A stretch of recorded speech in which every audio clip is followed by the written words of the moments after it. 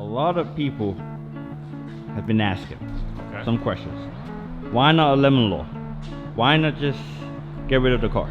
All right, so the answer was, my grandfather, before he passed away, this is the first car I bought when he was around, before I was in the Marines. I had a bunch of cars before this one. But this one, out of all the cars me and my family owned, this is the one that he liked the most. And for a blind guy, and for my grandfather to say that, meant a lot to me.